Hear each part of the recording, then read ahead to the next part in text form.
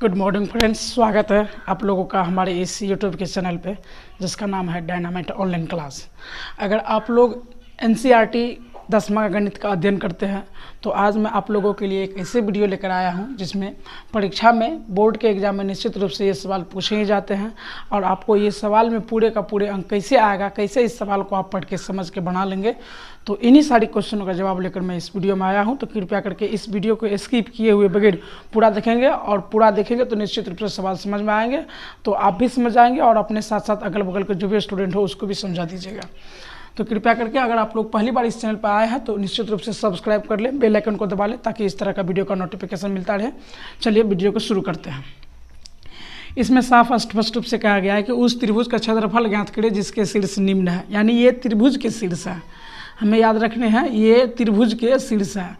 A B C, ए का हो गया 2 3, बी का हो गया -1 और 0 और ये हो गया 2 और 4। ये इसे त्रिभुज का शीर्ष है, इसका क्षेत्रफल निकालना है।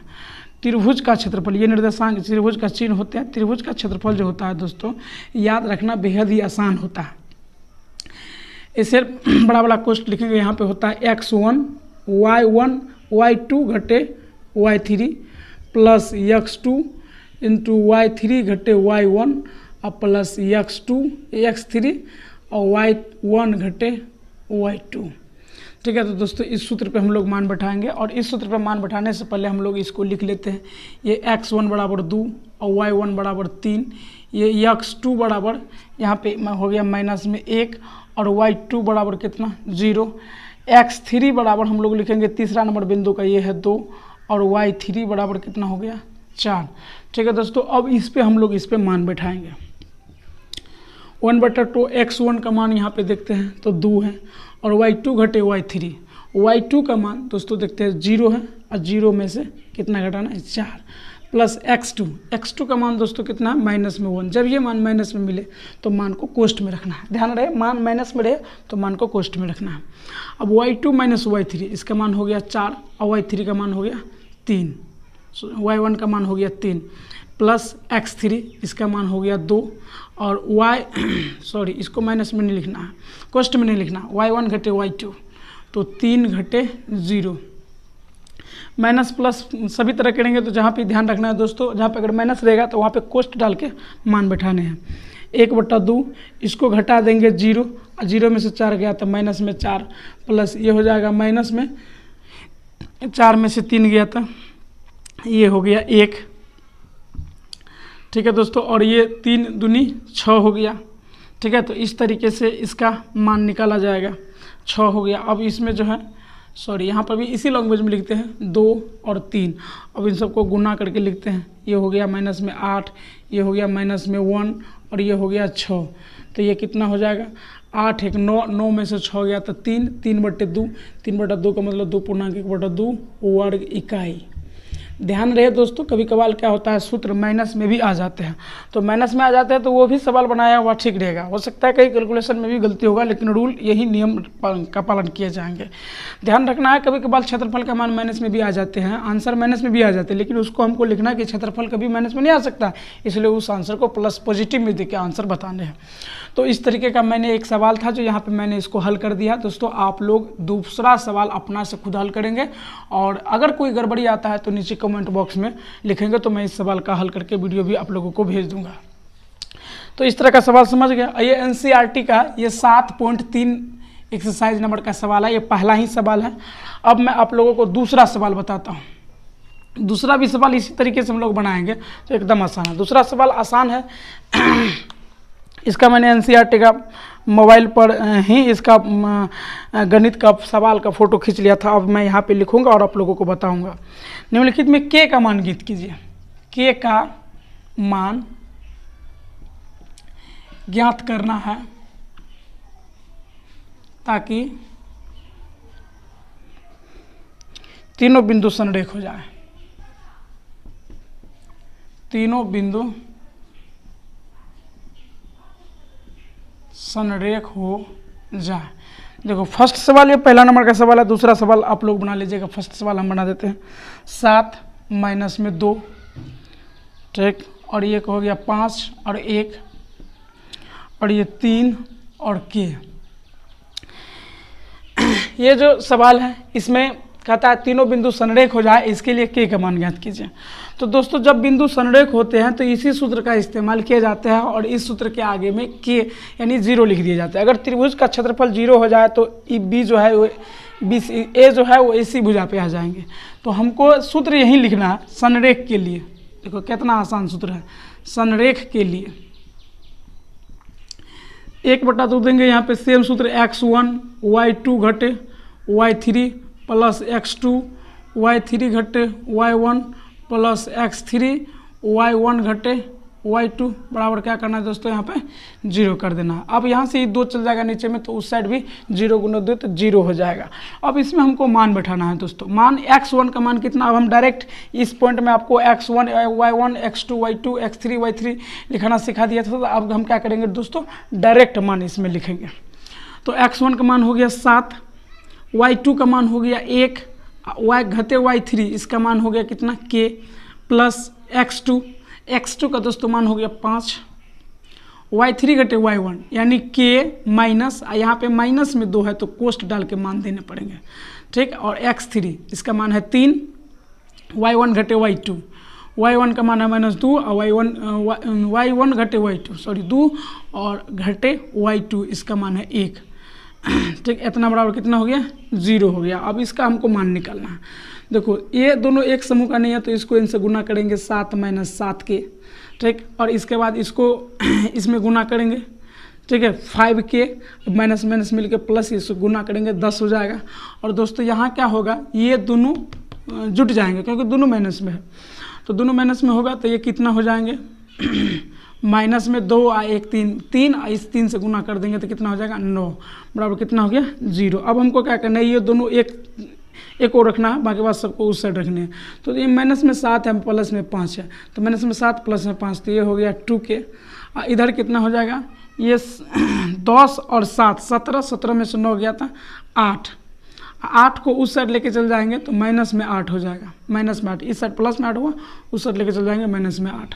तो अब यहाँ पे k का मान कितना हो जाएगा, माइनस में 8/2 बराबर कितना माइनस में 4। तो k के मान अगर 4 होगा तो निश्चित रूप से यह संरेख होगा।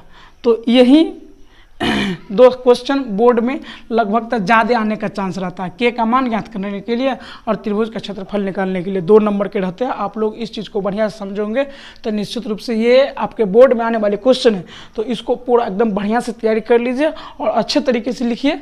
और यहाँ पे के का मान ये भी लिखिए, के का मान बराबर माइनस में 4 उत्तर ये भी लिखिए, तो निश्चित रूप से आपको पूरा का पूरा नंबर आएंगे। और इस तरीके से मेरे वीडियो पर जुड़े हुए रहेंगे तो इसी तरह का मैं वीडियो आप लोगों को कुछ घंटे पे कुछ दिन पे मैं आप लोगों को देता रहूँगा, जिससे आपका बोर्ड का तैयारी भी अच्छा है यूट्यूब के चैनल पे जिसका नाम है डायनामाइट ऑनलाइन क्लास। तो आज मैं आप लोगों के लिए 2 सवाल लेकर के आया हूँ, 3 नंबर और 5 नंबर, 7.3 का 3 नंबर और 5 नंबर, 4 नंबर का भी सवाल मैं आप लोगों को बताऊँगा। फिलहाल ये 2 सवाल थोड़ा सा एक जैसे है इसीलिए मैं आपको बता रहा हूँ, इसके बाद मैं 4 नंबर का भी बताऊँगा। तो चलिए वीडियो को बगैर देरी किए गए शुरू करते हैं। अगर आप लोग इस चैनल पर पहली बार आए होंगे तो निश्चित रूप से इस चैनल को सब्सक्राइब कर ले, बेल आइकन को दबा ले। चलो अब वीडियो को शुरू करते हैं। लिखा है दोस्तों 3 नंबर के सवाल में, एक शीर्ष 0 1 2 1 और 0 3 वाले त्रिभुज की भुजाओं के मध्य बिंदु से बनने वाले त्रिभुज का क्षेत्रफल ज्ञात कीजिए। तो पहले स्थिति में क्या कहते हैं कि ये एक त्रिभुज है, ठीक है, जिसमें ए कितना है, ए को हम मान लिए 0 1, बी को मान लिए हमने 2 1 और सी को मान लिए हमने 0 3, सी को मान लिए हमने 0 3। अब क्या है दोस्तों कि इनसे बनने वाले इनके जो मध्य बिंदु होंगे तो इनके मध्य बिंदु से भी त्रिभुज बनेगा। एक इसका मध्य बिंदु, इसका मध्य बिंदु, इसका मध्य बिंदु। दोस्तों इसका मध्य बिंदु मान लिए डी मान लिए, इसका मध्य बिंदु क्या मान लिए डी मान लिए, इसका जो है ई मान लिए और इसका एफ मान लिए। तो अब डी ई एफ से जो ऐसे त्रिभुज बनेगा तो इस त्रिभुज का कहता है क्षेत्रफल ज्ञात करने के लिए। तो अब इस त्रिभुज का कहता है क्षेत्रफल ज्ञात करने के लिए तो पहले हमको इसका निर्देशांक निकालना पड़ेगा। तो इसका निर्देशांक निकालते हैं। देखो बी सी का मध्य बिंदु बी सी का मध्य बिंदु यहाँ पे क्या माने हैं दोस्तों, डी माने हैं, डी है, इसलिए डी का निर्देशांक क्या हो जाएगा, सूत्र के हिसाब से हम लोग बैठाएंगे x1 + x2/2 और y1 + y2/2। इस सूत्र यही सूत्र होता है। तो इसके हिसाब से अगर हम लोग बैठाएंगे तो यहाँ पे हो जाएगा 2 + 0/2 और 1 + 3/2। इसको अगर हम लोग दोस्तों सरल करेंगे तो ये 2/2 का मतलब 1 हो गया, ये 4/2 का मतलब 2 हो गया। ठीक है, ऐसे ही अगर हम ई का निकालेंगे तो ई का हम डायरेक्टली निकल के रख देते हैं, आप लोग सूत्र का प्रयोग करके निकालना है। इसका भी मान निकलेगा 1 और इसका मान निकलेगा 0। ठीक, इसके बाद दोस्तों अगर हम f निकालेंगे तो इसका मान कितना निकलेगा, इसका मान 0 निकलेगा और 1 निकलेगा, ऐसे ही निकलेंगे। आपको अब क्या करना है, शीर्ष आ गया, मध्य बिंदु से बनने वाले शीर्ष आ गया, अब त्रिभुज का क्षेत्रफल निकालना। त्रिभुज DEF का क्षेत्रफल निकालना है। दोस्तों कितना आसान है, 1/2 इसे बैठाएंगे सूत्र पे, इस सूत्र पे x1 घटे y1 घटे y2 प्लस x2 y2 घटे y3 प्लस x3 y1 घटे y2, इस सूत्र पे ही बैठाने हैं। 1/2 x1 का मान दोस्तों कितना है, एक ही ये हो गया पहला बिंदु, ये दूसरा बिंदु, ये तीसरा बिंदु। x1 का मान कितना, 1 मान लेंगे। तो 1 y1 घटे y2, 0 घटे 1, 0 घटे 1 प्लस x2 का मान दोस्तों कितना मान लेंगे, कितना यहाँ पे होगा, 1 होंगे। इसके बाद y2 घटे y2 घटे y3 यानी 0 माइनस में 1। ठीक है, इसके बाद x3 का मान कितना हो जाएगा दोस्तों, x3 का मान हो जाएगा यहाँ पे 0, ये 2 माइनस 0 हो जाएगा। इसका जब हम लोग मान निकालेंगे 1/2, ये कितना हो जाएगा माइनस में 1 और ये भी कितना हो जाएगा माइनस में 1 ही हो जाएंगे। ठीक ना, तो -2/2 तो कट के कितना हो जाएगा माइनस में 1। लेकिन त्रिभुज का मान हर हमेशा क्या होता है, धनात्मक आता है, क्योंकि यहाँ त्रिभुज का क्षेत्रफल कह रहे हैं। त्रिभुज का क्षेत्रफल का मान तो यहाँ पॉजिटिव लेना पड़ेगा, पॉजिटिव 1 इसका हो गया आंसर। तो पहला तो इसमें निकल गया। लेकिन अब क्या कहते हैं कि इस त्रिभुज का क्षेत्रफल दिए गए त्रिभुज का क्षेत्रफल के अनुपात से ज्ञात कीजिए। तो दोस्तों कौन सा त्रिभुज हमको दिया गया है, ये भी दोनों चीज़ दिया गया है, दोनों त्रिभुज दिया गया। तो अब हम लोग त्रिभुज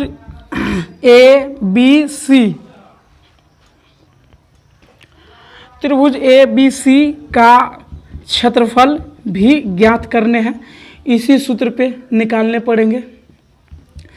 x1 y1 घटे y2 प्लस x2 y3 घटे y1 और प्लस x3 y1 घटे y2। इस पे दोस्तों हम लोग निकालेंगे तो त्रिभुज का क्षेत्रफल इजी से यहाँ पे निकलेगा। इसका आ जाएगा 4। हम लोग को अनुपात कह रहा है निकालने के लिए, आप लोग निकालिएगा। अगर नहीं निकले तो इससे मेरा पिछले वाला त्रिभुज ये भी नियम ऐसे ही है, सेम है ऐसे, इसी के नियम के हिसाब से यहाँ निकालेंगे तो निकलेगा। तो यहाँ पे अनुपात कहता है निकालने के लिए दोनों त्रिभुज का अनुपात। तो अनुपात क्या हो जाएगा, त्रिभुज DEF का क्षेत्रफल बटे त्रिभुज ABC का क्षेत्रफल, ABC का क्षेत्रफल। ठीक ना, तो DEF का क्षेत्रफल यहाँ 1/4 तो 1:4 हो जाएगा, यही हो जाएगा आपका आंसर। इस तरीके के सवाल आपको हल हो गया। अब ऐसे ही सवाल हमको 5 नंबर में भी बनाने हैं, वो भी इसी तरीके का सेम है। थोड़ा सा आप लोगों को मैं हिंट दूंगा, आप लोग इसको बना लीजिएगा। इस सवाल को हमको पूरा बनाना भी नहीं पड़ेगा, अगर इस सवाल को बढ़िया से समझ लिए होंगे तो वो सवाल अपने आप बन जाएगा। एक त्रिभुज की माध्यिका उसके बराबर वाले क्षेत्रफल में विभाजित करता है, यानी उस त्रिभुज ABC के लिए सत्यापन कीजिए। अर्थात ये दोनों त्रिभुज हैं, थोड़ा स्केच करेंगे भी कम हो गया, ये दोनों त्रिभुज हैं A, B और C। और A का मान है दोस्तों 4 - 6, B का मान है 3 - 2 और C का मान है 5 और 2। इसमें क्या कहते हैं, सत्यापन कीजिए कि किसी त्रिभुज की माध्यिका उसको 2 बराबर भाग में बांटते हैं। एक यहाँ पे हम लोग माध्यिका लेते हैं। माध्यिका का अर्थ क्या होता है, पहले आपको माध्यिका का अर्थ समझना है। माध्यिका का अर्थ होता है दोनों भुजा के बीच के बिंदु को शीर्ष से मिला देना। तो दोनों भुजा का बीच का बिंदु मान लिए हम D और यहाँ उसको शीर्ष से मिला दिए। ठीक है दोस्तों, अब इसमें कह रहा है त्रिभुज ABD का क्षेत्रफल त्रिभुज ADC के क्षेत्रफल के बराबर होगा, यही चीज़ का सत्यापन करना। तो सबसे पहले हमको D का निर्देशांक निकालना पड़ेगा। D दोस्तों क्या है, D जो है वो BC का मध्य बिंदु है। कौन से बिंदु है, आप लोग भी बोलिए, मध्य बिंदु है। डी बी सी का मध्य बिंदु है, इसलिए डी का निर्देशांक कितना हो जाएगा, 3 को चिन्ह जो देते हैं तो ये निर्देशांक का चिन्ह होता है। आजकल के ज़माने में गणित में नहीं दिया गया, लेकिन पुराने ज़माने में ये चीज़ दिया गया। 3 को बराबर में 2 को चिन्ह देते हैं, इसमें 3 को का मतलब निर्देशांक होता है। देखो तो ये दोनों का बीच का, इसीलिए इसका हो जाएगा 3 + 5/2। ठीक ना, कौन से सूत्र, यहाँ पे x1 + x2/2 y1 + y2/2। इसके हिसाब से 3 + 5/2 और ये हो जाएगा 2 - 2 + 2/2। इसको जब हल करेंगे दोस्तों तो ये हो जाएगा 4 और ये हो जाएगा 0। अब हमको क्या करना है, त्रिभुज ABD का क्षेत्रफल दोस्तों निकालने हैं, और इस सूत्र का प्रयोग करके हम लोग निकाल सकते हैं।